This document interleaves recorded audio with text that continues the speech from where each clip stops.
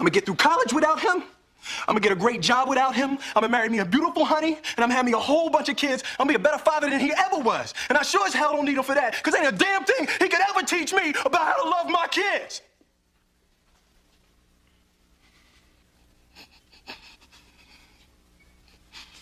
How come he don't want me, man? The portrayal of family has an important role in film and television. Depictions of family life are often highly relatable. Many of us have complex relationships with our families, and a fictional family dynamic provides a familiar conflict.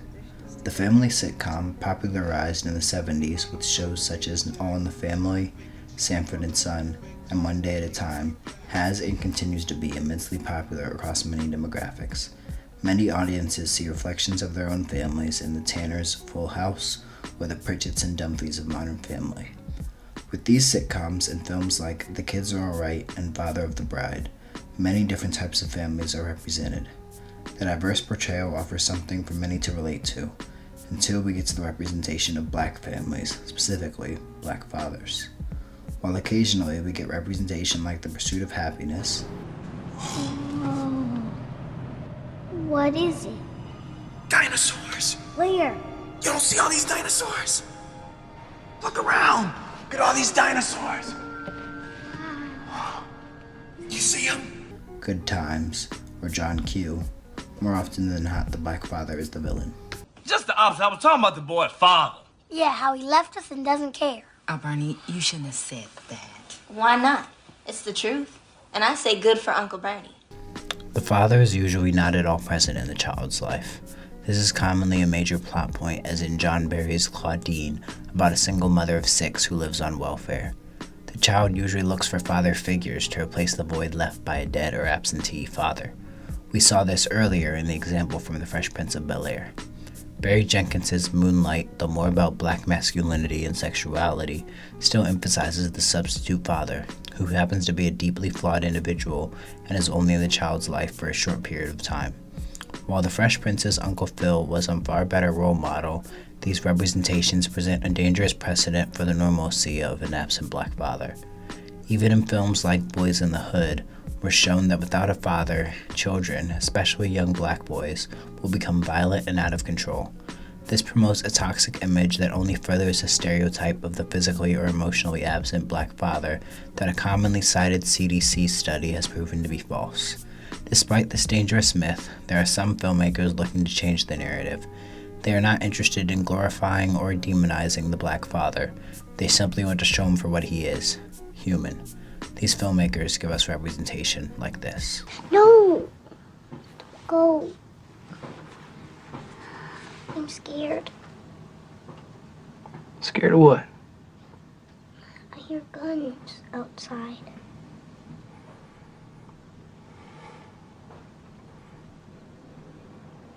You know what, baby? Those just firecrackers. You're safe inside with your cousins. What about you, Daddy? Me? Maybe I'm gonna be fine. Director Ryan Coogler shows us the black father in a realistic manner. Stereotypical black masculinity norms may hinder an ability to express it, but the audience doesn't doubt the love and desire to provide for his children that the fathers have in Coogler's films. These films represent fatherhood in the most human ways possible, allowing fathers to make mistakes and be flawed, redeeming them through unity with their families. Father, forgive me for you know that I'm always sinning. I take no one, just body him with like a fucking rubber system. Coogler's closeness with his own father has had a tremendous impact on his life. Coogler even worked under his father at Juvenile Hall in San Francisco for a few years. Their relationship has guided many of Coogler's works and continues to serve as a source of inspiration for the young director. In an interview from 2007 with East Bay Times, Coogler said, "The reason I'm here now, standing proud, are my mom and dad. Take them away and my story could be one you hear all the time. My parents went to college, so I went to college. But if my dad was a drug dealer, I would have been a drug dealer." 11 years later, the importance of this relationship hasn't changed. Looking at Coogler's films, Fruitvale Station, Creed, and Black Panther, we see a connection between his real-life relationships and the stories he tells on screen. Hey, Ted. Ted, come here. Hey, what's up, Nugget? Hey, what's up, girl? How you doing? Good. Good. We played freeze tag today. Really? Did you win? They couldn't catch me. Thank you, fat. Fruitvale Station, released in 2013, was Coogler's debut film about the shooting of Oscar Grant, played by Michael B. Jordan, by Bart Police in Fruitvale Station in 2009. The film focuses on the events of the day before Oscar's death, showing him as a boyfriend, father, friend, son, and a young man just trying to get his life together. Coogler said that everyone either demonized or deified Oscar, painting him as a criminal or a saint who did no wrong. Coogler wanted to show the full picture of a flawed man made human by his relationships to others. The best sides of Oscar were the ones he showed to others, especially his daughter. In the film, Oscar's quick jumps to anger and aggression are juxtaposed with the sweet and calm demeanor he has with his daughter Tatiana. Oscar cares for her deeply and is motivated to change by his desire to provide for her. His most redeeming quality is the capacity in which he loves Tatiana and is willing to change for her. As Michael B. Jordan put it, that's the humanistic part of Oscar. He was a family man, you know. That's what the root of it is. And the three most important people in his life was his daughter, his girlfriend, and his mom. And seeing them hurt or disappointed and feeling let down by Oscar, that's what really sparked the change, I think, in him and wanting to see his family and the people he cared about happy. Here, Coogler deconstructs the scene shown earlier with Oscar comforting Tatiana in a video with the New York Times. We set this shot up so we could cover it kind of in one shot up and in a very intimate way. We blocked it so that it's Oscar looking at Tatiana almost as if he's looking into a mirror, because their relationship is such that, Oscar sees her as being the best part of himself. Tell you what, though, when we wake up in the morning, we're gonna play Candyland. So we really wanted them kind of staring each other down in this profile kind of manner, which is a kind of untraditional way to cover a dialogue scene. But we thought it really worked in that moment, and both actors did a terrific job. You can really see that closeness with each other. Oscar sees her as the best part of himself. Coogler is speaking to us through the camera, revealing an intimacy in the father-child relationship. Coogler's own life mirrors his father's in many ways, and reveals to audiences how parents and children often do so. While he had many flaws, Fruitvale Station shows us that Oscar was just a man trying to do right by those closest to him, his family. He wanted to be the provider, but was caught in a life he never really got the chance to escape from. John Lisi writes in an article on Pop Matters, by simply showing Grant's daily struggles to care for his daughter and girlfriend, obtain employment, and stay out of trouble, the filmmakers demonstrate how difficult it is for a young African-American male with a criminal record to rebuild his life. Even with the best intentions and a loving and supporting family, the cards are stacked against him. There are some who want to do right by their family, but others seek to prove themselves above family. While family is often one's support base, there is a need among children to prove their independence and ability to survive on their own, as is evident in Coogler's second film, Creed, a Rocky spinoff starring Michael B. Jordan as Adonis, the son of the late Apollo Creed. How do you know all this? How do you think? What are you, like a cousin? He's my father.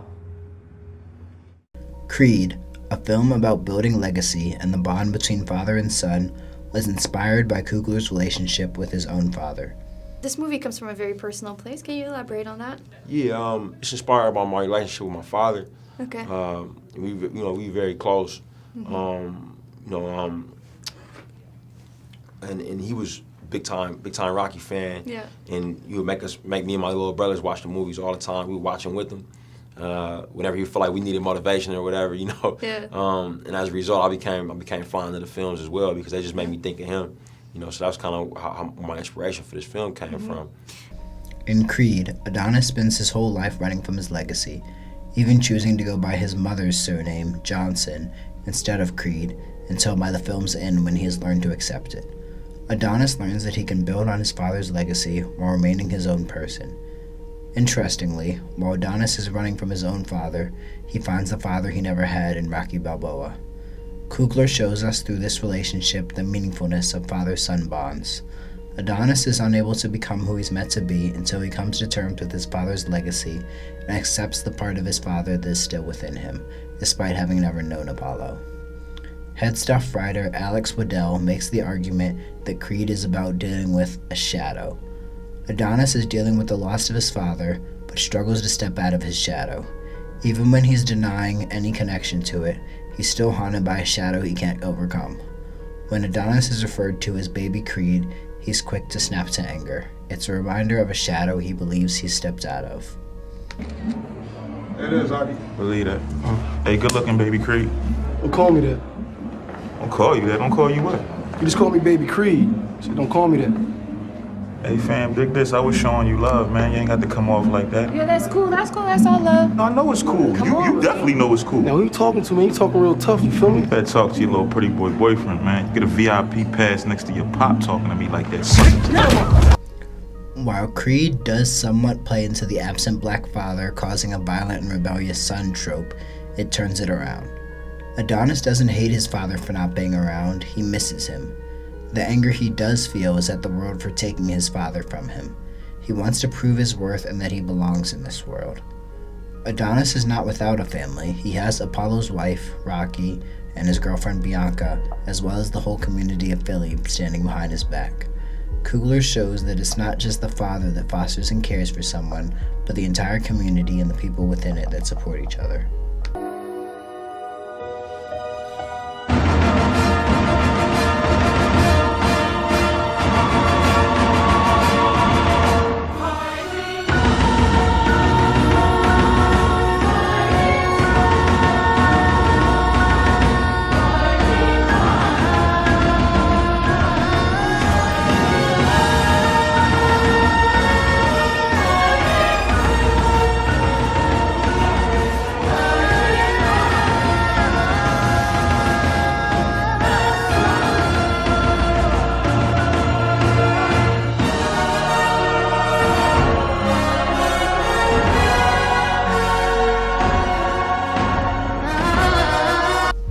Coogler continues the themes of legacy and fatherhood in his third film, Black Panther, a movie about being a product of other people's wrong decisions, as video essayist The ATZ Show put it.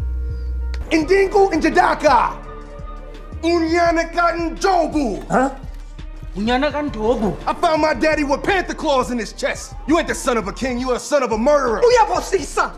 Lies! I'm afraid not, Queen Mother.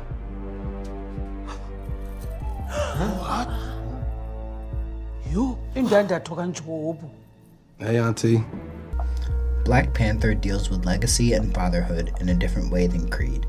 T'Challa and Killmonger are children living the mistakes of their fathers. T'Challa has to lead the kingdom his father left behind and deal with the repercussions of a strict isolationist policy that led to the death of Njobu, leaving a young Killmonger without a father. Killmonger, on the other hand, is dealing with the hurt from being left out of a kingdom he had the right to due to a policy that didn't want to acknowledge his half-Wakandan heritage. These men have the option of learning from their father's mistakes, as T'Challa does, or being haunted by and carrying them to the grave, as is the fate of Eric Killmonger. Another king. Yeah, go ahead and burn all that. My king, we cannot do that. It is our tradition. When I tell you to do something, I mean that shit.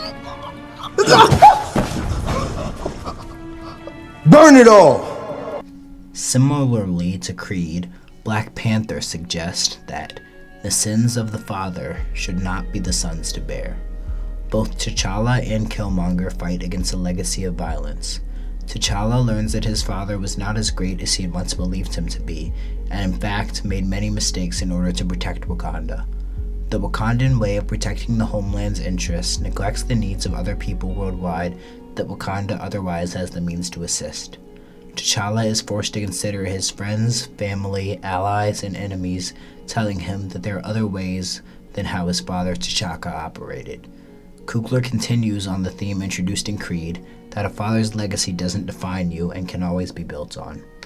Tell me about this one. Also from Benin, 7th century.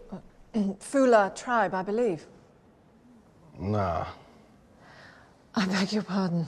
It was taken by British soldiers in Benin, but it's from Wakanda, and it's made out of vibranium.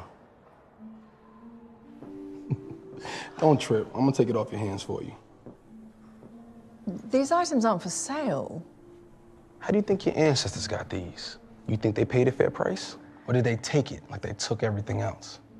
Sir, I'm going to have to ask you to leave. You got all this security in here watching me ever since I walked in, but you ain't checking for what you put in your body. Much of the discussion on Black Panther has centered on its primary antagonist, Eric Killmonger, played by longtime collaborator of Ryan Coogler, Michael B. Jordan. Killmonger questions T'Challa's beliefs, both figuratively and literally challenging his spot on the throne. Killmonger has a rightful spot in the kingdom and elicits sympathy from many audiences. John W. Fountain writes for the Chicago Sun-Times that the difference between Killmonger and T'Challa is one bad choice, one explosive episode, or one hopelessness-induced depression.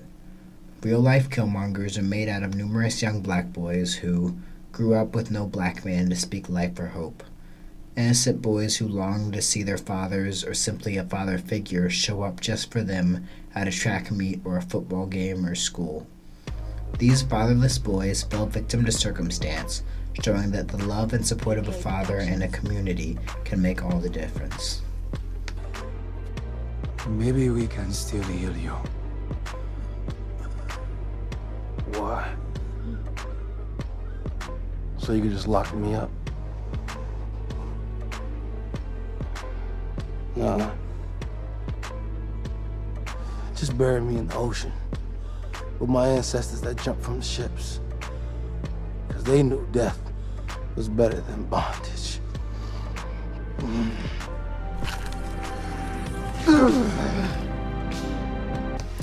Through a wide variety of different types of fathers and father figures, Coogler's films show that though no father is perfect, through their love and compassion for their family, they become better people. Family is not just an obligatory responsibility, but rather strengthens you if you allow it. The core of a person's identity comes from their family, which can include community, friends, and other loved ones. Fathers are important for a child's development, and film and television continue to stress this point. They nurture, teach courage and strength, and impart wisdom. And as one of the wisest film fathers of all time once said, No, I